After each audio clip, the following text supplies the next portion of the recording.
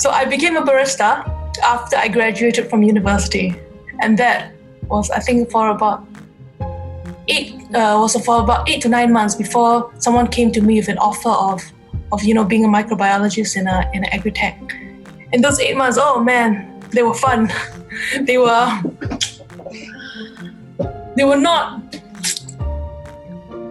everything that formalized education was not.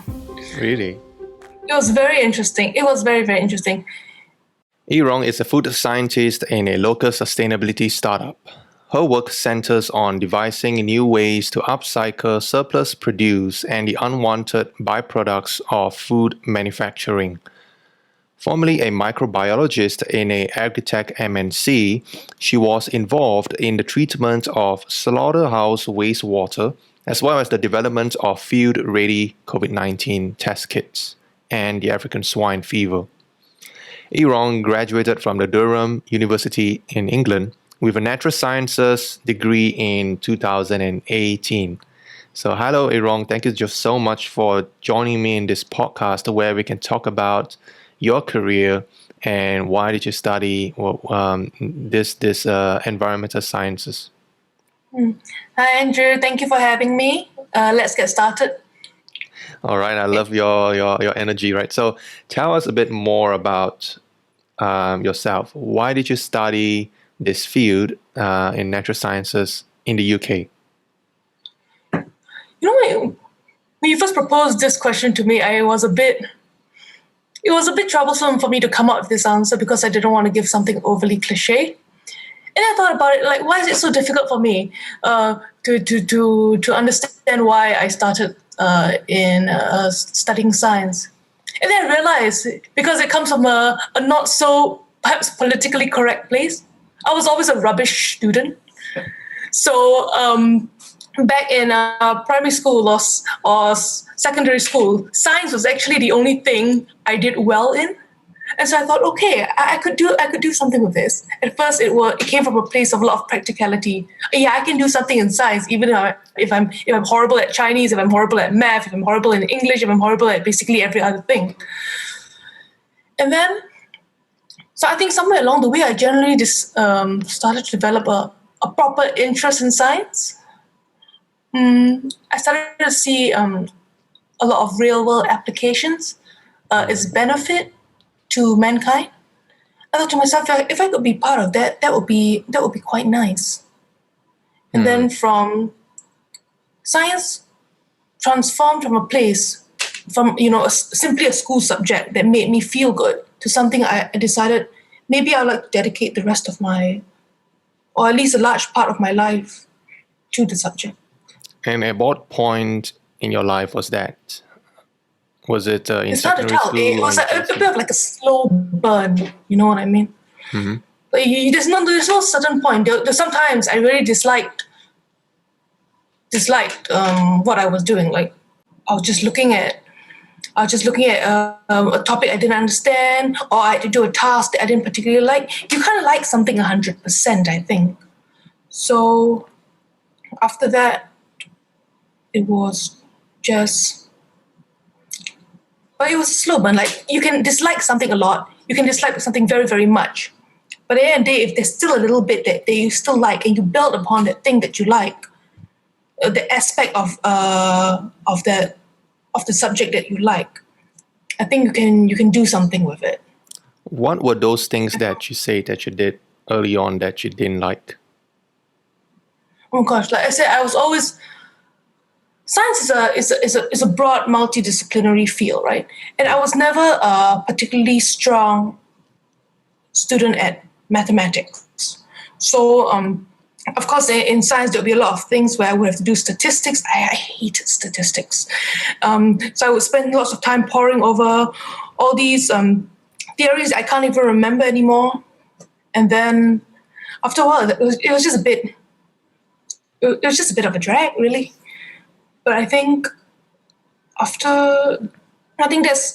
just something that you have to take if you want to pursue a career in STEM. Yeah. And then you said that you decided to dedicate your life to study sciences. What was it for that attracted you to this lifelong purpose? So the science I'm particularly interested in is environmental sciences. It's something that I've always been. When I was a small kid, I was always quite interested in nature. I was always very interested in how we should protect it, how things could be sustainable. Because it would be nice, for our planet to last, given our current consumption habits. And science is a place where you create things, that last for a very long time. It would be nice to create something that, were to outlive me, were to outlast me. Very much like an architect of the lab, really. And so I'm trying to link back to what you said about you're not really good in math and other subjects, but you're good in science, and you have this passion to do it for the environment.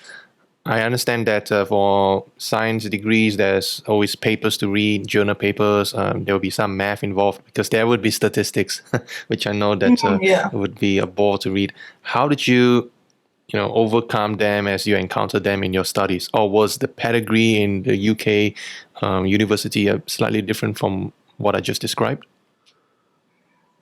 It's a bit the same. I think they're more reliant on machines and software there rather than pure statistical theory. Because I was in NUS for 3 months before I decided to fly over to the UK to get my degree, and I feel that in the UK they focus a lot more on software. Of course, there's a lot of software in Singapore involved as well, but they also focus a lot on theory, actual manual calculations, and even if it's something I don't particularly enjoy, to be honest. During those 3 months at NUS, I forced myself through it. So, if you do something if you want to continue doing something in your career, carving out a career path in, say, the environmental sciences, the first thing I had to accept was there was a lot of things that I didn't like to do, because the environmental sciences are such a big, broad, multidisciplinary field. So, of course, it's going to be statistics. Of course, it's going to be some level of marketing, communications. I have to learn a wide range of things from all these different topics. Yeah. Yeah, that's really interesting because when I first met you in NUS, I was in I met you in one of the first courses I took in NUS, and I also started in environmental sciences before I switched my major to economics, but. Besides that, you were in NUS for 3 months, and you've been through like half a semester. You've seen, you've experienced some of the lectures and the tutorials there. What was the difference that you felt, that you have seen now that you went through 4 years in the UK? What was the difference in terms of the 3 years? 3 years in the UK. 3 years in the UK. Yeah. So what do you think was the difference between the learning experience in these two places? I think it's not very fair for me to give an accurate assessment for NUS because I was only there for about 3 months. But during those 3 months, I was on scholarship. I was in USP. I was overloading my semesters. I will be overloading my semesters for I think the next 1.5 years. And the thing about NUS is that I think every semester, every module, you take every module for like 6 months, 6 months, and then you move on to a new set of modules in the next semester. But in the UK, they do a single set of modules for the whole year. I thought, it's better, there's more in depth. There's less like interruptions. It would be nice to be able to do not have to suddenly to finally get into a module, get into a subject, get into a topic, and then suddenly I have to switch 6 months later. A new thing is coming in.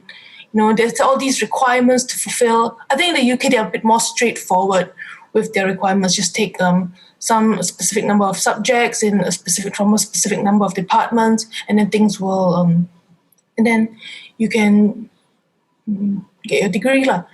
But I did. But it was also good for me because I took a degree natural sciences, I selected from the the Department of Geography and the Department of Biology. And I think in NUS in environmental studies, you can only go the biology path or the geography path. Yeah. And that wasn't something I wanted because I enjoyed both subjects genuinely. So why the UK in particular? What was the research that you've done of all places in the world that you could do this natural sciences degree? I think I've always just wanted to travel really, and anywhere would do. The UK was just the most I think the most accessible in terms of the language spoken and in terms of because the school was known to be quite established in natural sciences and in geography and in biology. So I thought, okay, why not? I didn't want to go to a London school. I didn't want to go in a place in the city. I wanted to go somewhere a bit farther away, where there was more country, where there was more natural environment to work with, and I wanted to be able to see all the different types of how the natural environment differed between the UK and Singapore. I think that's not something you can get in the city where everything is manicured. Yeah, because in London, it's pretty much flat ground everywhere and historical Maybe some buildings. conservation land here and there, but after a while, that's not what really the environment is about. Okay. It's full of what the natural environment is about. Yeah. So how would you describe the natural environment in that state that you study in? Where is Durham? Is it like North England? Yeah, it's up north. It's about an hour and a half away from Edinburgh by train. About 10 minutes from Newcastle by train. Yeah. Wow, an hour and a half away from Edinburgh. Edinburgh is like super north in England, right? Yeah. A lot of flat land, a lot of grassland, very nice countryside, a lot of woods. Of course, there's the seasons as well, so it's always nice to see how it changes throughout the year. The winters are a bit brutal though, because when I was there, we had the beast from the east, and we had I think about 9 inches of snow. 9 inches? Wow, that's a lot. Yeah, but that was fun. I couldn't leave the house or anything. It was quite fun. I just stayed at home, watched all the rainstorm just come down, and I thought, okay, this is fine. I've got my cup of hot tea. I can do. So I suppose you did some traveling as well in the Europe, right? Yeah, it's also very easy to get around because I found that in Singapore, we have things like reading week and things like that, but there's only 1 week, and then you have your Christmas break. There's 1 month, and then you've got your summer holidays. So again, that's about 3.5 months. And then during that time, your professors won't disturb you. They won't talk to you at all. They say, "Oh, have a good break. Bye. We won't see you until forever, hopefully," this sort of thing. So I use this time where I knew I would not be disturbed to just go around the European continent. And it was good because plane flights were cheap as well. And it was, of course, cheaper than sometimes traveling around in the UK, because the UK is pretty expensive. If I were to go from Durham to London, maybe on peak days, a one-way train would be £100. But then I could fly somewhere from Newcastle Airport about an hour away for about £25. Okay, I'll take the second option. So for students who undergraduates these days, they would spend their summers doing internships, gather work experiences, or maybe do a startup and all that kind of stuff. How did you spend your summers in the UK or in Europe? For the first 2 years, I actually did some internships, conservation internships. I got a grant from the university, 2 grants, and then I was able to go to my first year. I was able to go to the Galapagos in Ecuador, where I was based at the Giant Tortoise Breeding Center on Isabella Island. That was very fun. I was there for about. I was more like a volunteer internship sort of thing. So I was happy to get grants for that. But that was very exciting. I enjoyed myself very much there. The people were very friendly. I got to know the locals. I'm also they named the tortoise after me at the center. I wonder how that tortoise is right now. And what did you learn the most from those experiences in terms of, because you mentioned at the start that you wanted to dedicate your life to study and help the environment. How did these experiences help you in this aspect? To be honest, I don't think of course, going to the Galapagos was amazing and everything, but unfortunately, from an environmental point of view, it may not have been the best thing that I could have done as an environmental studies student, and I accept that. Because I asked there was a conservationist based at the organization I was doing my internship under, and then I asked him, "Oh, so tell me more about this being in the Galapagos. Like, what good is it? What are the interns doing, rather than just learning about coming to the breeding center 3 times a week, just having a look around, doing some manual labor, and then leaving." Then he was like, "Oh, you just get bragging rights." So I think that's what a lot of internships, environmental internships are about. It is very difficult to get a leg up in the environmental sciences as a career. That is that I think that's a hard fact. There are loads of unpaid internships, saturation in the job market. Everybody wants to go to Africa. Everybody wants to help the elephants and the lions and the zebras. Everybody wants to, conserve and preserve wildlife. But to get there, you need years and years of experience and loads of unpaid internships. I do know a lot of my peers who are still going on doing volunteer positions or unpaid internship. I'm happy that I only had to do 2 of them. No, I'm kind of curious. Why are the internships unpaid? Because as a student, you're there to still contribute and provide your services, be it research or operations or administration of the conservation work. And those, from an economic standpoint, still has economic value because someone, a conservation body, would be willing to pay, or they have a yearly budget to do the conservation work. So I'm kind of confused. Like, why wouldn't they pay interns on that? Because I mentioned market saturation. Everybody wants to be able to go to these so-called like exotic places, even though there's no such thing as as exotic. It's a very dehumanizing word to use. Everybody wants to be able to go to save rare endangered wildlife. There are lots of people climbing over each other to get these sorts of jobs. So of course, a lot of organizations tend to take advantage of that by just not paying people at all.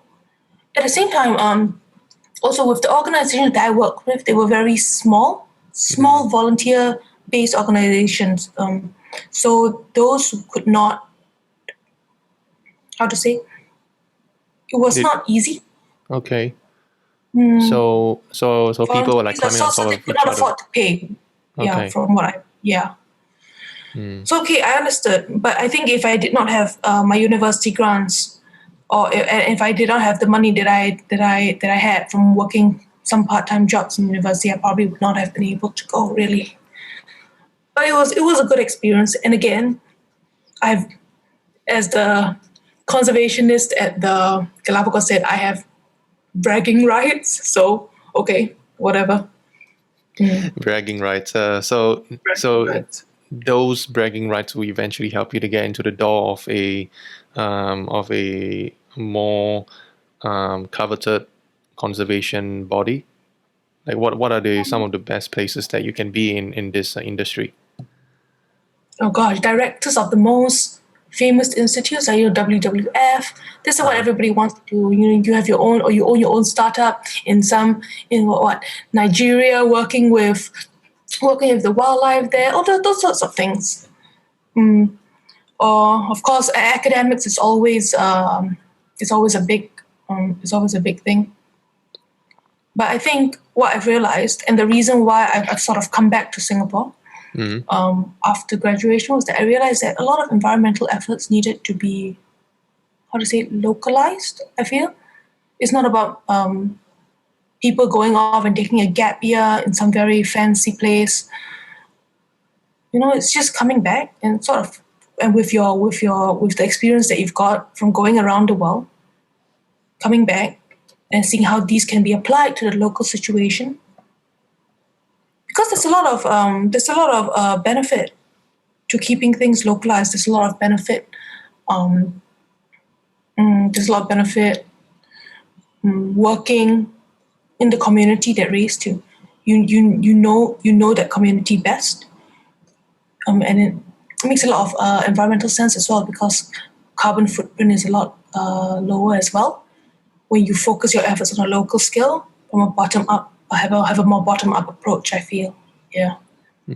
Okay, so you first went to the UK because you wanted to study the environment there, and there's more diversity. Just get a more international qualification, because I lived in Singapore my whole life before. I was getting a bit, okay, maybe I should go see the world. I definitely have the grades to go for an overseas education. And after that, you decided to come back to Singapore because you wanted to get more localized and. I did. I always thought that after I've gone around, seen a bit of the world outside Singapore, I would always return to Singapore. Whether to work or whether to die, but I would always return to Singapore. Okay, so you decided to come back to Singapore to pursue to continue to build your career in conservation and environmental sciences. And I saw that. That one took a bit of a detour. Okay, tell me about it. Because when I came back to Singapore, I just sat down and thought to myself, at that point I've been studying science for I think about over a decade. I've just been studying it, and then I haven't done anything else. Of course, environmental science is a diverse thing, but can there be something even more out there? Can I just do something with my time? So I just didn't even think about it. I just went on Facebook and applied for a barista job. And within 1 week, I had it, and I accepted the first barista job that I got. So I became a barista after I graduated from university. And that was, I think, for about 8 to 9 months before someone came to me with an offer of being a microbiologist in an agritech. And those 8 months, oh man, they were fun. They were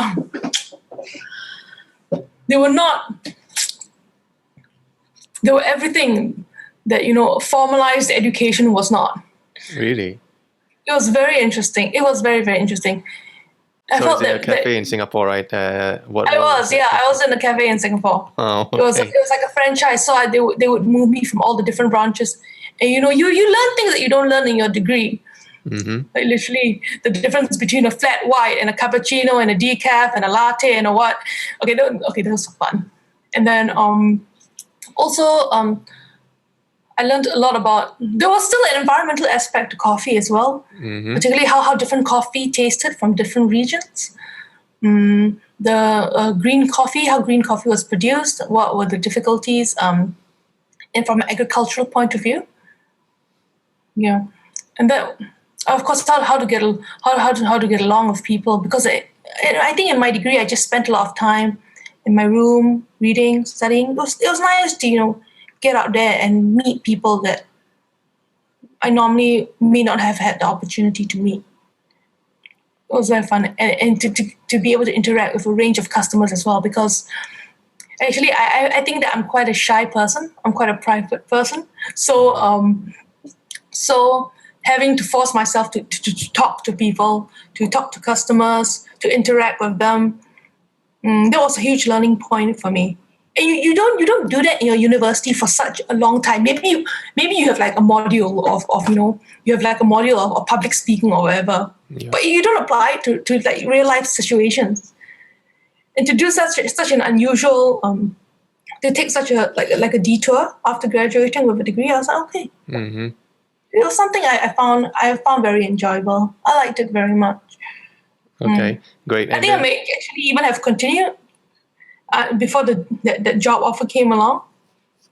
Yeah, how did that job offer come along? Someone offered you a role as a microbiologist, because you were basically waiting and applying jobs while being a barista. No, I wasn't even applying for jobs at all. You were happy as a barista.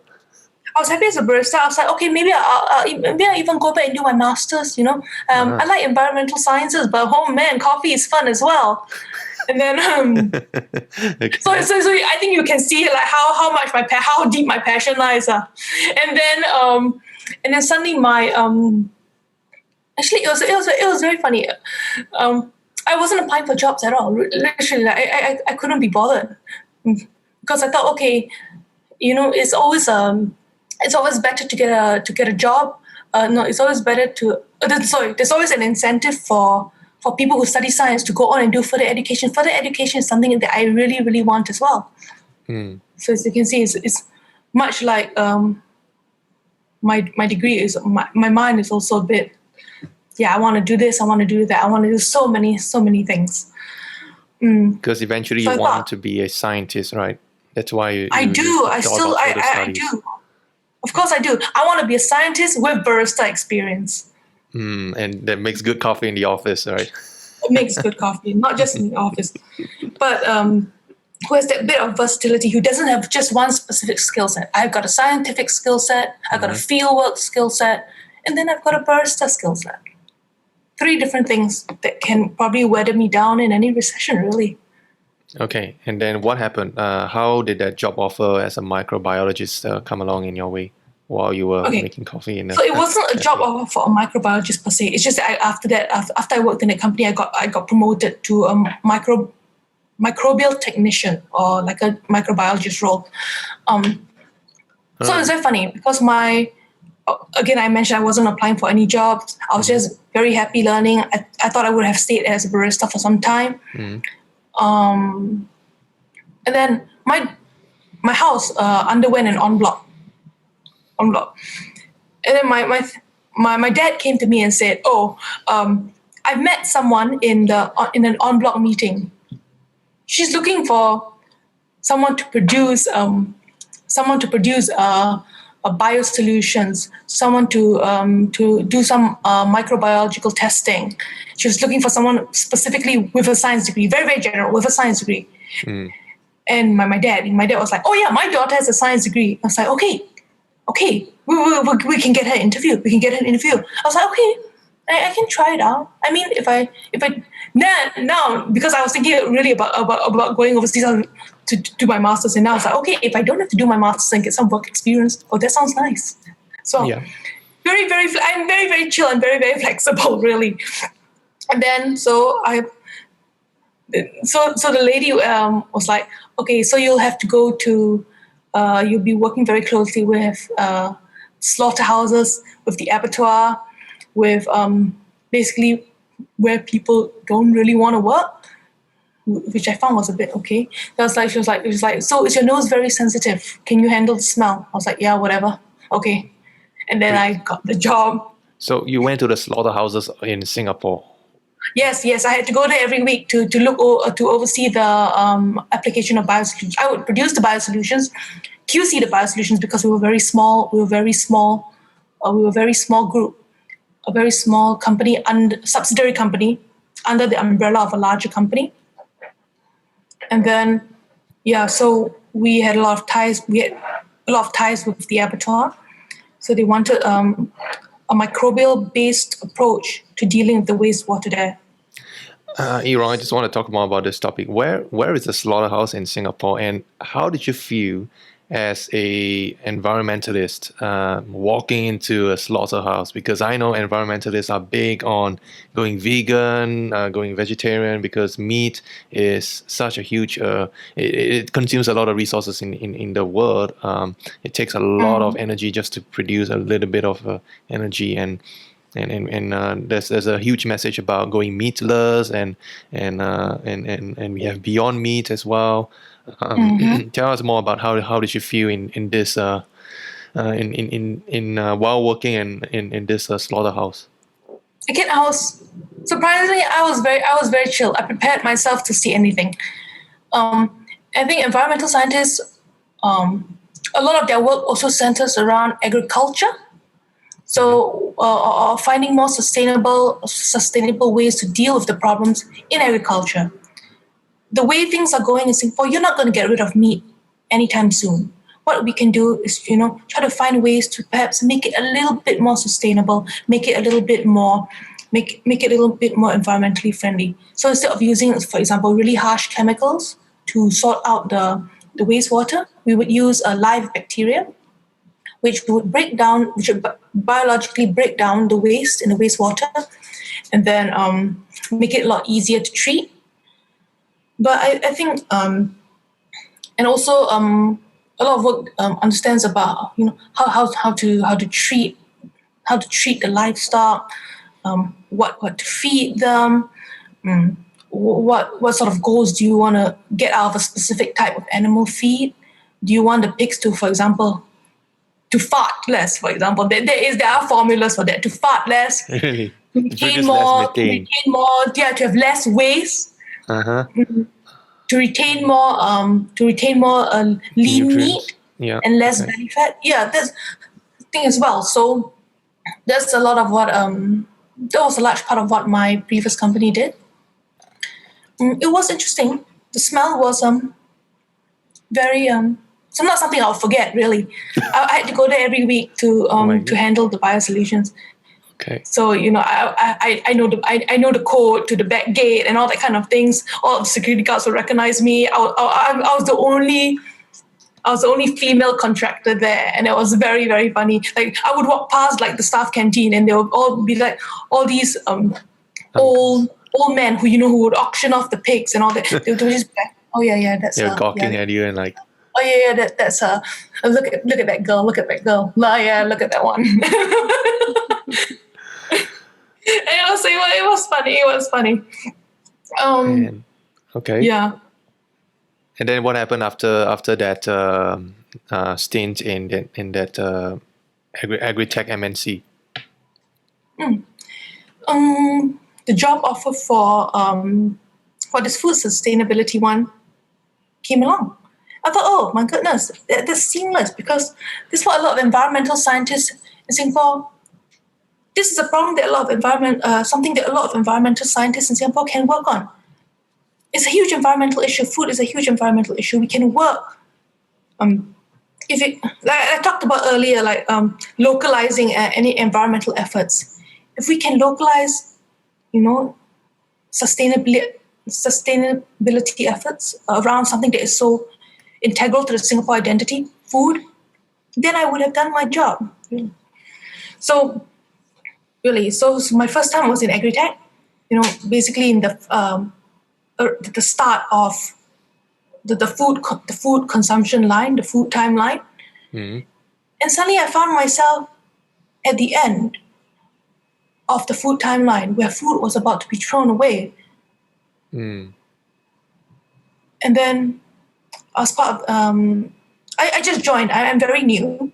So now I'm a food I'm the food technologist of this place that tries to use surplus ingredients and upcycles it, and tries to make new products that can be sold from a business point of view. So they valorize food waste and ingredients, and I think that's such an important topic in Singapore today. Yeah, I think food waste is a big topic because people throw food away. I read a statistic somewhere where millions and tons of food is being thrown away every year. And it causes it poses a strain on the environment because not all food can be broken down or recycled easily. So what is upcycle? Tell us a bit more about this concept. So we take something that people may consider unwanted or perhaps unusable, and then we make it into something usable. We value add the product to the product. So what my company is known for is making beer out of bread, out of surplus bread. And I think there's like this massive a lot of stigma in Singapore at the moment that I have to deal with.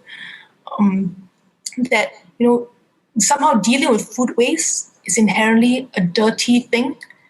So I tell people, oh yeah, I work with surplus food, or I work with surplus food, and they're like, ee, so you take people's leftover from the rubbish bin, and then you do something with that, so unhygienic. No, that is not true, because surplus food does not equal to food waste. So what we do is to intercept the surplus food before they can become food waste. It's as simple as that. It's very hygienic. We don't use other people's half-eaten food or things like that. No. Yeah. So Okay. yeah. So you went again, just to recap, right? You went to the UK because you wanted to do studies in environmental studies. You wanted to help the environment. Then you came back to Singapore because you want to contribute to the local environment where you grew up, right? And you want to help the environment in this place, and your family is here as well. So, in a nutshell, what does a career mean to you, really? And what is it like to pursue a career in this field of sustainability? A career to me, that's a loaded question, because I still now don't have a concrete answer to that. I still have a goal. I want to be a scientist, maybe get my PhD, things like that. And that's something, you work towards. But that doesn't mean, I disrespect everything that comes in between. And even if I don't hit that goal in the end, because it's a difficult goal, because I think I'm not going to beat myself up over it, because, it's all circumstances. A lot of people say, oh, okay, so Yi Rong, if you really, working as a barista, why are you doing things like working in an agritech company where you just do basically just do production? Why are you working in a food? What's so useful, about working with all these food? Food is just food. What? Food is not, the environment, the trees, the mountains. And I think that's a very narrow-minded sort of mindset to have. The environment can be, I think, applied to everything and anything. The environment that you use to produce the food, the environment that receives the food waste, and the environment in between. So a career is a goal that I can work towards, I think, but something that I will not be super, super upset if I don't reach it, because I believe a lot in versatility. I believe a lot in flexibility, and it's important to be as wide range of skill sets as possible that can get you through and help you do well in life. Even if I don't manage to get a PhD or graduate with a PhD, or become the director of WWF, or the World Health Organization, or things like that. You have to accept that sometimes things are a bit. I'm not saying that I have a defeatist attitude. I'm still going to work as hard as I can. I am still working very hard right now. But I just should be flexible about whatever outcome that I receive, because I've done my absolute best. When you say, I suppose that's what a career is, a culmination of your best efforts, regardless of the outcome. and when you say versatility, you talk about acquiring a wide skill set of experiences and skills that you can do. So you've acquired barista making, which is a big thing to you. You know about environmental studies. What are some other skill sets that you really like to go deeper in, or gain more breadth in? Well, as a hobby, I like to paint. I like to paint. I think I would like to start delving into things like videography and cinematography. I think that might be quite nice. I read somewhere that you should always have 5 hobbies.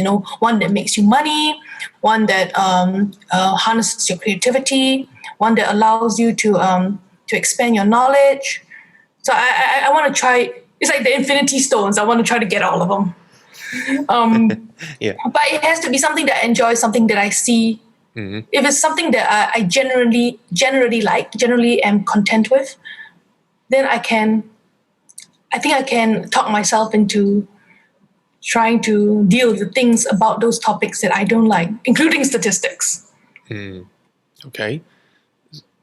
So you're like a more purpose-driven. As long as there is a skill that that you can gain that can really get you on one of these meaningful purposes, you wouldn't mind doing it, even though it comes with some difficulties that you would struggle with.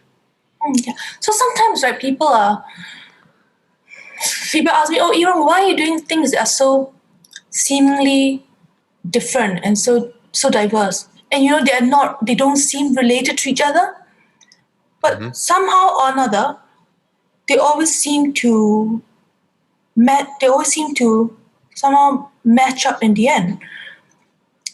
When I got when I was a barista, and then I was interviewing for the job at the agritech in agritech, I was like, yes, I was learning a lot about coffee. I was learning about how people use it. The fine line after 40 hands. I finally learned how people use it. What's green coffee like? And then the person interviewing me was like, we've actually just acquired a coffee chain overseas. And we could do something with your related coffee knowledge. So you don't think about it, barista work, agritech work. There's a huge gap in between, but suddenly they just seem to meld together. And okay, let's backtrack a bit. All right. So after I left NUS, there was like a couple of months before I would start going off to the UK. So instead of doing things like an internship or proper like in a fancy corporation, I went to work in a kitchen making soda, making jam and soda. Wait, was that in Singapore or in the UK? That was in Singapore, yes. Okay, making jam and soda. But the company I don't think is around anymore, sadly. And again, it was people were like, Yi Rong, why do you want to work in a kitchen? Why don't you take a job with some environmental internship with some sort of environmental agency? Now, in my job as a food technologist in a food sustainability startup, I have to devise recipes for environmentally friendly sodas. So something that was so unrelated, now I have to. Now I am. It's been so helpful to me so far. It's really been so unusual. Of how that's why you should not disrespect all the steps that come in between where you are at your point in the career. Everyone's like, oh, Yi Rong, so you've worked in the abattoir. Oh, that's gross. That's disgusting. Why would you want to look down on people who help produce your food? Why would you want to point fingers at people? Oh, look at them producing food in the abattoir. That's so filthy. And then later you go and eat your ramen. Like, where's the logic in that? Yeah, I guess in economics there's this term, not in my backyard, meaning people don't want. Yeah. They know it's happening, but they just pretend they don't. As long as I don't get my hands in it, I'm like, oh, okay, So yeah. So even if it's something that I don't like or I don't enjoy, like again, we keep on bringing up statistics. Yeah, I still, even if I don't like it, I still understand that I have to do it because it may be so much more helpful to some, maybe not now, but to some point further down my career, and I still have a very, very long way to go. That's a great point. So, Yi Rong, as you talk about your past experience, would you say that it was luck that you did those things that eventually mattered in future now? Or would you say that it's because you were able to use your experience to your advantage? Regardless of what you did, you were able to pick up some of the lessons that you learned there. I think about 50-50 really. Of course, it was a very big coincidence that my father just happened to stand beside a woman at an en bloc meeting and be like, oh yeah, we have a position opening for a degree holder. Yeah. But at the same time, for other things like working in a jam and soda factory, that was a lot of my own initiative as well. Because somehow I don't know, maybe I felt that I trusted my gut that it was something that I enjoyed doing it, that it would really help me in future somehow, even though if it wasn't a professional qualification or one of those fancy 5 Cs that people like to talk about so much. Even then they would tell, how do I say this? Yeah, a lot of it will be initiative as well, because for a lot of things, I'm generally, when it comes to jobs, I'm generally quite shameless. If I like something, I tend to go after it, and that was why I didn't really apply for a lot of jobs while I was working as a barista, because I thought to myself, well, I'm happy doing barista work now, learning about the economics of coffee. I'm quite pleased. And also the job they were coming out on job portals just didn't feel like I would be a good fit. So if I like something, I go for it, shamelessly, unabashedly. And then the rest is luck. There will always be a bit of luck, maybe a bit of connections as well. And I also got my current job. I got it in a very, perhaps not in a very unusual way, not through a job portal or anything. I got it through Facebook. So, through Facebook? Yeah. Okay. I got the job through Facebook. Okay. Because the company that I'm with is we are a sustainability startup.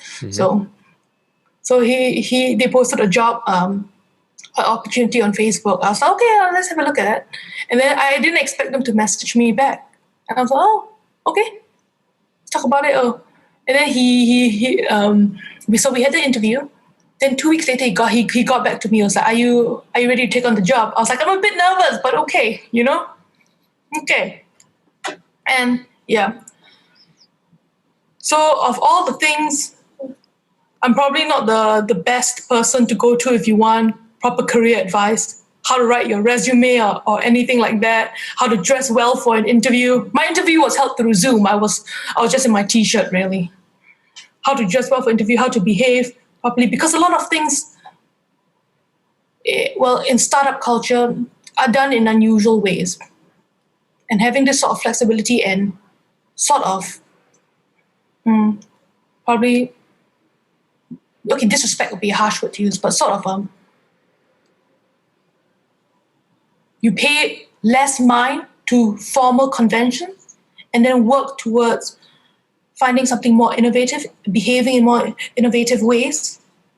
That's basically been what I've done. Oh, that's interesting, because it sounds like you're doing things that is very closely aligned with your personal values, your beliefs, and your purpose, even though you're not in the most fancy office job or the kind of job that your friends will glamorize. But it seems like you're very, you're basically very happy with what you're doing, and it's very closely aligned with your purpose. Yeah, I'm actually, even if it was, even though it's probably not, I can go further because I'm so young in my career right now. I try to find the good in everything. Of course, I'm a realist. I'm a bit of a realist. I can see when something is not going to work. I can give criticisms when it's called for. But I generally try to see what's the positive things in every career that I'm in, even if it's not perhaps the most glamorous job, or perhaps something that a lot of people perhaps look down upon or are very condescending about. I think after a while you just you just can't be bothered about what other people think, and you should just do what you feel is right. What's in your gut. Trust your gut a bit more. Well, that's interesting. You were able to shrug off those condescending remarks because you know. Well, you can't be bothered. You can't please anyone, really. Yeah, you have that purpose in heart, and you're totally convinced. Yeah. No, I really, no, really, I just don't have the energy. I'd rather spend the energy having a nice, long, good nap, and then wake up refreshed, work on my recipes, and then I don't have to be bothered about what people think. So there are some people who are like, "Oh, Yi Rong, what you do is really cool." Okay, thank you very much. But then there's some people they're like, "Oh, Yi Rong, what you do is really, really weird, really, really disgusting. You're such a weird person." But then I have this group of people that think I'm really cool and tell me to never ever change. So I think I'm sorry. I'm going the group that calls me disgusting. Bye bye. That is just basically my point. Wow, that's interesting. Maybe would you like to share with us a bit about how did you find your purpose? Because that can be a topic that a lot of people may struggle with, because they're just basically going with the flow, going with what their parents tell them to do, going with what society values, that because this is a high-paying job or because this is glamorous, and you just go after that. But sometimes deep down they kind of feel like, I'm just in autopilot mode, neither happy nor unhappy. And those people who were able to find a purpose eventually became happier. So how did you find your purpose, and build such conviction around it that you know that you would be satisfied, and now it clearly shows that you're very happy with what you do despite any kind of criticisms that come along the way? Well, again, a lot of it was learning. A lot of it, as you mentioned, was going with the flow. Like if you backtrack it, like 20 years ago or whatever, like I was still not 20 years ago. I'm not that old, but about like let's say 15 years ago, I was still like this little puttering science student. Oh, my purpose is just to do well in school. If I can have something nice to work, if I can have a subject that I'm good at, I'll be happy. Then I found a subject that I was good at, that was science. Then I was a bit happy. And then ultimately, as I grew and I matured and developed a bit, I don't want a job that's just in an office. I want to be able to explore. I want to go out and see the world. Then I went overseas, and I was happy. And then I'll be like, I want to do something that is a bit more diverse. That's important. My purpose is to be diverse, to be as to have a large, as broad ranging, generalist as a skill set as I possibly can, because that's going to be so helpful, especially in these very uncertain times, unchanging, where there's a lot of fluctuations and changes. Then I became a barista. And then now I've said, okay, so now I want everything to compile together and give me a job that I enjoy. I want to work with an international team. I want to work with a team that makes use of my technical education, my formal qualifications. But I also want to be informal in terms of my mindset, because that allows for progress, not being shoved into one little box. Then I got my job as a food tech in a startup. So I think I firmly believe that if you wish for it, it will manifest. Because when you think about it in your mind, somehow unconsciously, your actions will follow as well.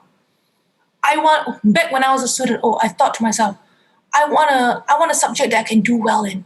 I seem to be doing a bit well in science. So I realized I started to focus more on science because I liked it so much. So you see, thoughts manifest, and they become tangible through action, somehow, whether unconsciously or consciously. And then ultimately, I think things will work out. Okay. And of course, it is very, useful to have a wide range of skills as well, even if people don't see the immediate value of it, because I think they will work out. You can just draw from it anywhere. You're like, okay. So it started with you thinking about what you're good at, what you enjoy? I started with small goals, really small goals. Mm-hmm. And I started with big goals. I've been in this industry for several years already. Can I do something can I do something even bigger than this? Yeah. I've been working in industrial kitchens for my part-time jobs for a long time. Can I apply something more technical to it, which also uses my science degree to an advantage? What I noticed interesting about what you just described about how you found your purpose is that it started, a lot of the thoughts started with I want. You want to do this, I want to do this, I want to do this. You should not say I feel. I feel you should not say I need, because I need implies that you have a lack of something in your life. Because I need something. Oh, I need to do well in school. It creates like a sort of feeling of desperation. You need to say I want, because hey, I'm content with my life right now, but I feel that I can do more. I want to do more. I have the capacity to do more. And then So say I want rather than between the I want to executing it, you will face some barriers along the way, and then what eventually help you to overcome those barriers to get what you want eventually. Again, a large part was being quite shameless and not caring what other people think. When I was younger, maybe if you asked me this a couple of years ago, someone has questioned your career choices, I'll probably be like, oh no. But now really, I just can't be bothered. I just want to do what I feel. I trust a lot of my gut nowadays, and I think that's very important. But I have to trust my gut also with educated choices, because with such educated choices is how I can convince people that I am right to trust my gut. So of course, in environmental, my grades were good enough, for example, to go anywhere, whether in university, whether to go to pursue further education. And of course, my gut was telling me pursue environmental sciences. But I also have to think about it from a practical point of view and say to my family, hey, I want to go overseas and do environmental sciences. I don't want to study law. I don't want to study medicine. I want to do environmental sciences, natural sciences. And this is why. Reasons 1, 2, 3, 4, 5, 6, 7, 101. So you need to trust your gut, and you need to trust your head as well. These two are important. You cannot just trust your gut 100%, but your gut needs to be like the deciding factor. Okay, I've looked at all the figures right now. Now do I feel good about doing this? Okay, I'll do it. And the gut feel is related to whether you feel good about it. And if you feel good about it, you know that you have made the right choice and right decision, and you will ignore all the noises around you.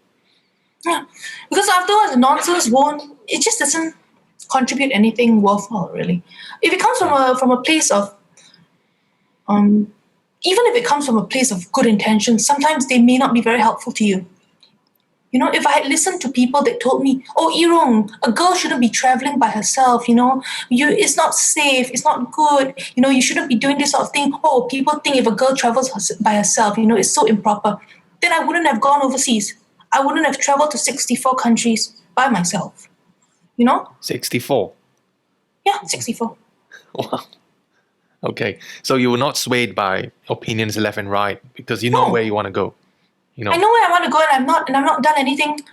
It's not. I don't do stupid things for the sake of being stupid. As simple as that. I don't think a lot of people do stupid things for the sake of being stupid. Okay. So yeah. So Yi Rong, knowing that you have already found your purpose, how would you describe in a nutshell what is the impact that you want to have in the world? Using your skills, your diverse skill sets in environmental science and conservation skills and science in microbiology and all the experiences that you've gathered over time and the experiences that you want to gather in future. What is it that you want to make? What kind of impact do you want to make in the world?